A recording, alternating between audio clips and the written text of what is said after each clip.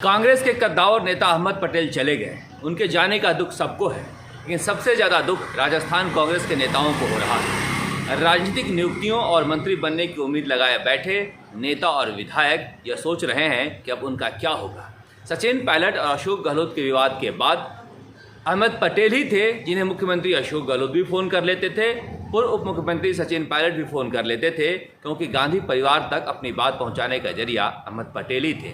अहमद पटेल के कहने पर ही 3 लोगों की कमेटी बनाई गई थी, जिसमें सबसे बड़ा चेहरा अहमद पटेल ही थे, जो सचिन पायलट और अशोक गहलोत के झगड़े को सुलझा रहे थे। 2 मीटिंग हो गई थी और उम्मीद की जा रही थी कि तीसरी मीटिंग के बाद सब कुछ ठीक हो जाएगा और जिन नेताओं को राजनीतिक नियुक्तियां देनी है दे दी जाएगी और जिन विधायकों को मंत्री बनाना है उन्हें बना दिया जाएगा, चाहे वो अशोक गहलोत खेमे के हों या फिर पायलट खेमे के हों। लेकिन अब सवाल उठ रहा है कि जब अहमद पटेल नहीं रहे तो क्या बाकी के जो 2 मीटिंग हुए हैं उनका क्या होगा? क्या कोई नई कमेटी बनेगी या यही कमेटी फैसला लेगी? क्या राजस्थान कांग्रेस में संगठन में नियुक्तियां होंगी, संगठन बनेगा? क्योंकि संगठन भंग है और अहमद पटेल के नहीं रहने पर किससे बात होगी, कौन बनाएगा? यानी कुछ भी अब समझ में नहीं आ रहा है। राजस्थान में जो कांग्रेस के नेता हैं वह यही चर्चा कर रहे हैं कि अब यहाँ से राजस्थान कांग्रेस और राजस्थान सरकार का रास्ता कहाँ जाता है, कौन संभालेगा, क्योंकि अहमद पटेल तो रहे नहीं।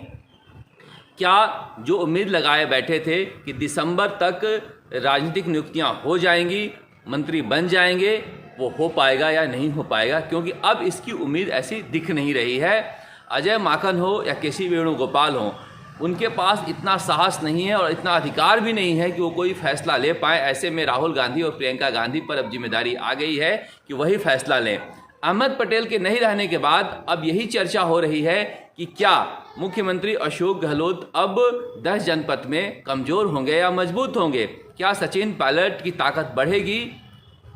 जो गहलोत के समर्थक हैं वो कह रहे हैं कि इससे अशोक गहलोत और मजबूत होंगे, क्योंकि गांधी परिवार के पास लॉयल्टी को लेकर कोई बड़ा चेहरा नहीं है। अहमद पटेल के बाद उनके पास गहलोत के अलावा कोई दूसरा चारा नहीं है, क्योंकि गांधी परिवार को प्रतिभा से ज़्यादा लॉयल्टी चाहिए। कुछ लोग कह रहे हैं कि अहमद पटेल के जरिए ही तो अशोक गहलोत सारा राजनीतिक खेल खेलते थे। उनके जाने के बाद गांधी परिवार में इनकी ऐसी धमक नहीं रह जाएगी जैसी पहली थी, क्योंकि कहा जा रहा है कि इस बार भी मुख्यमंत्री बनाने में अहमद पटेल का बड़ा हाथ था। ऐसे में दोनों ही पक्ष के अपने अपने राय हैं। कुछ लोग सचिन पायलट को लेकर कह रहे हैं कि अब बहुत कुछ बदलाव होगा कांग्रेस में और इस बदलाव में नए नेताओं की चलेगी और नए नेताओं में सबसे आगे सचिन पायलट हैं, इसलिए सचिन पायलट की पूंछ बढ़ेगी और मजबूत होंगे, क्योंकि सचिन पायलट की सीधी पहुंच जो है राहुल गांधी तक है और वो प्रियंका गांधी तक भी अपनी बातें कह लेते हैं, अपनी बातें पहुंचा देते हैं। बीच में अहमद पटेल की होने की वजह से ऐसा कहा जाता है कि उन्हें समस्याएं होती थी, अब उनको फ्री हैंड होगा।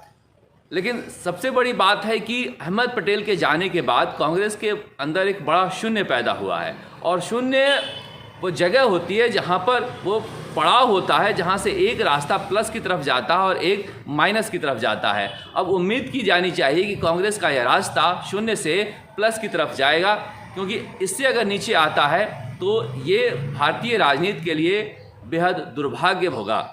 राजस्थान तक के लिए जयपुर से शरद कुमार।